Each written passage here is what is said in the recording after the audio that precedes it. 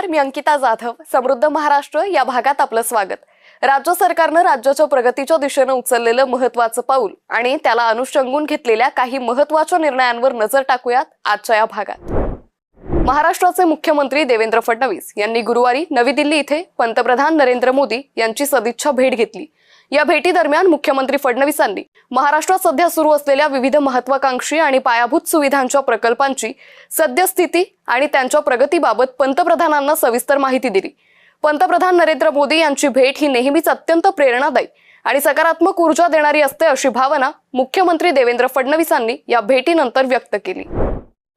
महाराष्ट्रातील साखर कारखानदारी, ऊस आणि कांदा उत्पादक शेतकरी यांच्या विविध अडचणींसंदर्भात केंद्रीय सहकार मंत्री अमित शाह यांच्यासोबत मुख्यमंत्री देवेंद्र फडणवीस यांच्यासह संबंधित मंत्री आणि विविध संस्थांच्या प्रतिनिधींची चर्चा झाली.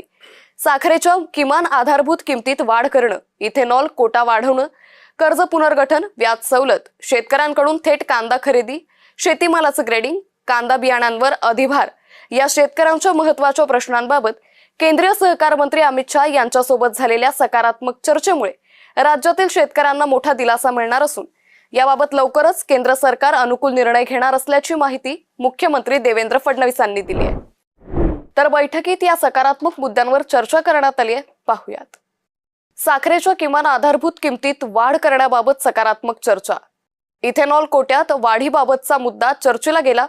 शेतकऱ्यांचं कर्ज पुनर्गठन, व्याज सवलत यावर मंथन, शेतकऱ्यांकडून थेट कांदा खरेदी करण्याबाबत विनवणी, शेतीमालाच्या ग्रेडिंग बाबत चर्चा, कांदा बियाणांवरील अधिभाराबाबत योग्य तो विचार करावा. आमच्या ज्या मुख्य मागण्या होत्या की आता जी नाफेड आणि एनसीसीएफ ने कांदा खरेदी सुरू केली आहे ही बाजारामध्ये झाली पाहिजे, ती व्यापाऱ्याकडनं नाही तर ती शेतकऱ्याकडनं केली पाहिजे, त्याला मान्यता मिळालेली आहे. आम्ही दुसरी मागणी केली आहे की 2 लाख टनाच्या ऐवजी 10 लाख टन खरेदी ही एनसीसीएफ आणि नाफेडने करावी, त्यावर सकारात्मक निर्णय होईल अशी आम्हाला अपेक्षा आहे. ते कांद्याच्या आणि साखर उद्योगाच्या अतिशय कठीण प्रश्न सध्या मी शेतकरी तोंड देत होते, त्यावरती नक्कीच साधक-बाधक चर्चा झाली आणि 10 दिवसामध्ये सकारात्मक निर्णय देण्याचा आम्हाला आश्वासन मिळालेलं आहे. त्यामुळे नक्कीच महाराष्ट्रातल्या सर्वच शेतकऱ्यांना आणि साखर उद्योगाला अतिशय दिलासा देणारी ही घटना आज घडलेली आहे. मुख्यमंत्री देवेंद्र फडणवीस यांच्या उपस्थितीत राज्य शासन आणि अग्रेको इंडिया कंपनी सह्याद्री अतिथीगृह इथे सामंजस्य करार करण्यात आला. या करारामुळे पुण्यात पुढील 10 वर्षात सुमारे 400 कोटी रुपयांची गुंतवणूक आणि सुमारे 1000वर थेट रोजगाराची निर्मिती होणार आहे. त्यासाठी या कंपनीला उत्कृष्ट कार्य परिसर मिळण्याबरोबरच आवश्यक सर्व सहकार्य केलं जाईल, असं मुख्यमंत्री फडणवीसांनी यावेळी सांगितलंय. मुख्यमंत्री देवेंद्र फडणवीस यांच्या अध्यक्षतेखाली राज्यस्तरीय खरीप हंगाम आढावा 2026 बैठक सह्याद्री अतिथीगृह इथे नुकतीच पार पडली आहे. यंदाचा खरीप हंगाम अल निनो, बदलतं हवामान आणि जागतिक खत परिस्थितीमुळे आव्हानात्मक ठरण्याची शक्यता असून शेतकऱ्यांना वेळेवर कर्ज पुरवठा, योग्य खत व्यवस्थापन आणि आधुनिक तंत्रज्ञानाचा वापर करून आव्हानांवर मात करून खरीप हंगाम यशस्वीपणे पार पाडू, तसेच खरीप हंगामाच्या पार्श्वभूमीवर राज्यात बियाण्यांचा पुरेसा साठा उपलब्ध असून शेतकऱ्यांना वेळेवर कर्ज पुरवठा, जलसंधारणाची कामं आणि कृषी क्षेत्रातील डिजिटायझेशन यावर विशेष भर देण्याचे निर्देश मुख्यमंत्री देवेंद्र फडणवीसांनी या बैठकीत दिले.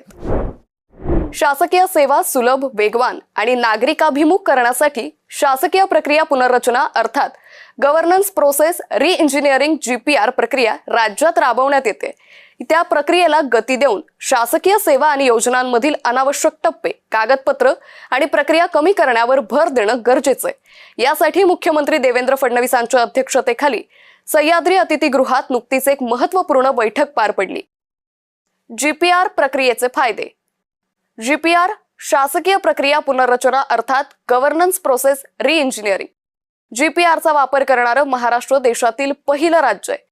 शासकीय सेवा सुलभ, वेगवान आणि नागरिकाभिमुख होणार आणि त्याचा फायदा राज्यातील नागरिकांनाच होणार. योजनांमधील अनावश्यक टप्पे, कागदपत्र आणि प्रक्रिया कमी करण्यावर भर दिला जाणार. सर्व विभागात GPR प्रक्रिया राबवण्यावर भर असणार. सिद्धिविनायक मंदिर परिसराच्या सुशोभीकरणाच्या पहिल्या टप्प्यातील कामांचं भूमिपूजन मुख्यमंत्री देवेंद्र फडणवीस आणि उपमुख्यमंत्री एकनाथ शिंदे यांच्या हस्ते करण्यात आलंय. सिद्धिविनायक मंदिरात देशविदेशातून भाविक येत असतात. भाविकांना सुलभ आणि कमी वेळेत सिद्धिविनायकाचं दर्शन झालं पाहिजे. मंदिर परिसरात पायाभूत सुविधांची कामं करण्यात येत आहेत. त्याचाच भाग म्हणून मंदिर परिसराच्या सुशोभीकरणाचा प्रकल्प हाती घेण्यात आलाय. या प्रकल्पाच्या पूर्णत्वामुळे सिद्धिविनायक मंदिर परिसराला नवं रूप मिळणार आहे असा विश्वास मुख्यमंत्री देवेंद्र फडणवीसांनी यावेळी व्यक्त केलाय. मुंबईतील चर्नी रोड परिसरातील महाराष्ट्र राज्य जवाहर बालभवनाच्या परिसरात मुक्त विज्ञान उद्यान उभारण्याची घोषणा मुख्यमंत्री देवेंद्र फडणवीस यांनी नुकतीच केली आहे.